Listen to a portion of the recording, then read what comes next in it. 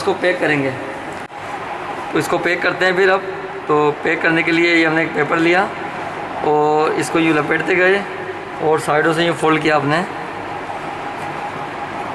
ये देखिए, ये फोल्ड करके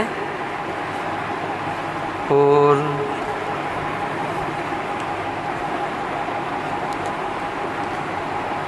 ये हमने लपेट लिया और इसमें हम लगाएंगे ऑटो क्लिप टेप।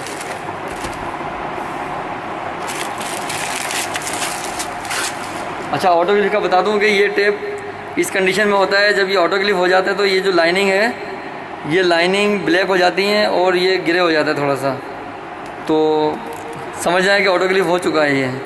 अभी इसकी कंडीशन ऐसी है, येलो और ग्रे, येलो और हाफ वाइट।